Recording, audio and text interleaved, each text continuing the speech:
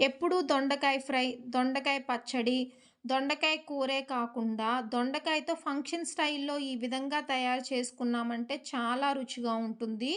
Hi అండి! అందరికీ నమస్కారం. దొండకాయతో ఈ విధంగా చేస్తే సైడ్ డిష్‌గా తినొచ్చు. పప్పు, పప్పుచారు, రసంలోకి సైడ్ డిష్‌గా తిన్నామంటే చాలా చాలా రుచిగా ఉంటుంది. పప్పు, పప్పుచారు, రసం లేకపోయినా కూడా అన్నంలో పచ్చడేసుకొని కలుపుకొని సైడ్ డిష్‌గా తింటే కూడా చాలా బావుంటుంది. ఈవినింగ్ స్నాక్స్‌గా కూడా తినొచ్చండి. ఇంతకీ ఏంటి అనుకుంటున్నారా? ఆల్రెడీ మీ అందరికీ అర్థమయ్యే ఉంటుందండి. దొండకాయ పకోడీ. దొండకాయ పకోడీని ఏ విధంగా తయారు చేయాలో మనం ఈ వీడియోలో అయితే చూద్దామండి. దొండకాయ పకోడీ కోసమైతే గనక నేనిక్కడ ఒక అరకిలో దొండకాయల వరకు తీసుకున్నాను. దొండకాయల్ని ముందుగా శుభ్రంగా కడిగి పెట్టేసి, దొండకాయలను సన్నగా నిలువుగా కట్ చేసుకోవాలి. వీలైనంత సన్నగా, పొడవుగా కట్ చేసుకోవాలండి. ఇందులోనే మనం కట్ చేసుకున్న దాన్ని బట్టే మనకి ఫ్రై అనేది అవుతాయి. ఒకవేళ మీరు ఈ విధంగా సన్నగా గనక కట్ చేసుకోకపోతే గనక దొండకాయలనేవి పకోడీ ఉడకదు. కాబట్టి నేనిక్కడ వీడియోలో చూయిస్తున్నాను చూడండి. ఇది పెద్ద దొండకాయ అయితే గనక ఈ విధంగా 6 భాగాలవుతుంది ఒక సైడ్‌కి. అదే చిన్న దొండకాయ అయితే గనక 4 భాగాలవుతుంది ఒక సైడ్‌కి. అంటే ఒక దొండకాయ వచ్చేసి మనం 12 పార్ట్స్‌గా డివైడ్ చేసుకోవచ్చు. ఇది చిన్న దొండకాయ. దొండకాయకి అటు ఇటు ఉన్నటువంటి కొనలు కట్ చేసి మధ్యలో అడ్డంగా కట్ చేసేసి ఇది ఒక సైడు 4 పార్ట్స్‌గా మనం కట్ చేసుకోవచ్చు నిలువుగా. ఇలా సన్నగా నిలువుగా కట్ చేసుకున్నటువంటి దొండకాయల్లో కొద్దిగా కరివేపాకు, అదేవిధంగా హాఫ్ టీ స్పూన్ పసుపు, ఇక రుచికి సరిపడినంత కారం. నేనైతే ఇక్కడ కారాన్ని ఒక టీ స్పూన్ తీసుకున్నానండి. నాకిక్కడ ఒక టీ స్పూన్ అయితే సరిపోయింది. మీరు తీసుకున్న కారం ఎక్కువుందా? కారం తక్కువుందా? చూసి మీరు కారాన్ని ఏ విధంగా తినగలరో చూసుకొని రుచికి సరిపడినంత కారం తీసుకోండి. అదేవిధంగా రుచికి సరిపడినంత సాల్ట్ కూడా వేసుకోవాలి. ఇక ఇందులోనే ఒక టీ స్పూన్ అల్లం వెల్లుల్లి పేస్టు, హాఫ్ టీ స్పూన్ ధనియా పౌడరు, పావు టీ స్పూన్ వాము. వాము వేయడం వల్ల మంచి టేస్ట్ వస్తుందండి. దాంతో పాటుగా పిల్లలకి పెడతాం కాబట్టి పిల్లలు కూడా ఇష్టంగా తింటారు కాబట్టి డైజెషన్ కూడా బావుంటుంది. ఇక పావు టీ స్పూన్ జీలకర్ర వేసేసి ఈ మొత్తాన్ని కూడా ఒక్కసారి కలుపుకోవాలి.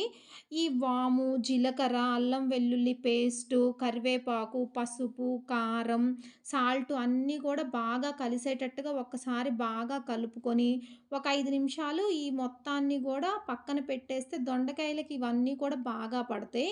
ఈ 5 నిమిషాల తర్వాత ఇందులోకి శనగపిండి తీసుకోవాలి. నేనిక్కడైతే గనక శనగపిండిని సు సుమారుగా ఒక కప్పు తీసుకున్నానండి. ఒక కప్పు శనగపిండి అరకిలో దొండకాయలకి ఒక కప్పు శనగపిండి పడుతుంది.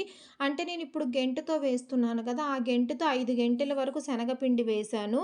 ఇక శనగపిండి వేసిన తర్వాత ఇందులో ఎటువంటి వాటర్ కూడా పొయ్యాల్సిన అవసరం లేదు. ఎందుకంటే దొండకాయల్లో సాల్ట్ కలిపాం కాబట్టి అందులో నుంచి నీరైతే ఊరి వస్తుంది. కాబట్టి వాటర్ ఏం వెయ్యాల్సిన అవసరం లేదు. నేనిక్కడైతే ఎటువంటి వాటర్ కూడా పొయలేదండి.